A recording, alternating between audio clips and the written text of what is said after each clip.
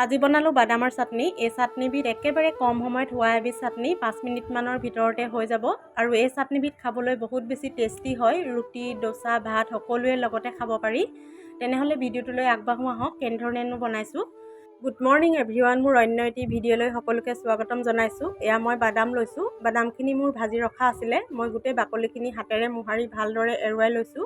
আৰু হাতেৰে মোহাৰি এৰুৱাৰ পিছত মুখেৰে ফু মাৰি দিলে বাকলিখিনি আঁতৰি যায়। আৰু এনেধৰণে আপোনালোকেও গুচাই ল'ব। এয়া মই গোটেইখিনি ভালদৰে গুচাই ল'লোঁ। আৰু এতিয়া এটা মিক্সি গ্ৰাইণ্ডাৰত মই ভালদৰে এটা মিহি পেষ্ট বনাই ল'ম।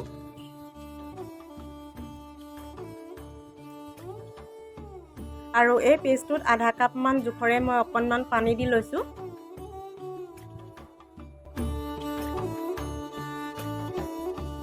এনেধৰণে এটা ফাইন পেষ্ট বনাই ল'ব লাগিব। তাৰপিছত এখন পেন পাতি মই তাতে অকণমান মিঠাতেল দিছোঁ। তেলখিনি গৰম হোৱাৰ পিছত মই এখন সৰু চামুচেৰে এচামুচ বগা সৰিয়হ দিছোঁ। সৰিয়হ যিকোনো সৰিয়হই ল'ব পাৰে, ক'লা সৰিয়হও দিব পাৰি। আৰু যিহেতুকে সৰিয়হখিনি ফুটি য'ত ত'ত পৰেগৈ, সেইবাবে অকণমান সময় ঢাকনখন মাৰি দিছোঁ। আৰু সৰিয়হকেইটা ফুটাৰ পিছতে 3টা মই শুকান জলকীয়া দি দিছোঁ। আৰু শুকান জলকীয়াকেইটা মচমচীয়া হোৱাৰ পিছতে নৰসিংহ পাত কেইটামান দি দিছোঁ। আৰু গোটেইখিনি মই ভালদৰে অকণমান সময় ভাজিম মচমচীয়া হোৱালৈকে। এতিয়া গোটেই বাদামৰ পেষ্টখিনি দি দিম আৰু গেছটো একেবাৰে ল' ফ্লেম কৰি লৈছোঁ।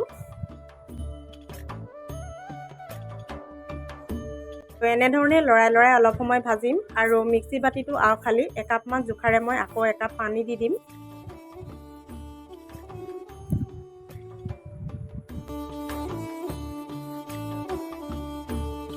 পানী দিয়াৰ পিছত 3 মিনিটমান লৰাই লৰাই ভাজিলে হৈ গ'ল। আৰু এয়া মই সোৱাদ অনুসৰি নিমখ দি দিছোঁ।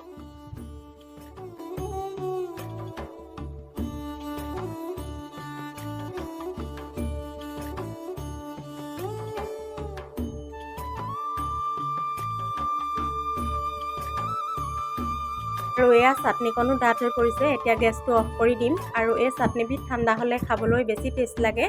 আজি চাটনি ৰেচিপিটো চাই কেনেকুৱা পালে জনাব। যদি ভাল লাগিলে আপোনালোকৰ নিজৰ প্ৰফাইলত শ্বেয়াৰ কৰি ৰাখিব, তেতিয়া ঘপককৈ বনাই খাব পাৰিব কেতিয়াবা। আৰু আলহী আহিলেও ঘপককৈ বনাই খুৱাব পাৰিব। আজি ভিডিঅ'টো মোৰ ইমানখিনিয়ে আছিল। আজিলৈ আহিছোঁ, বাই।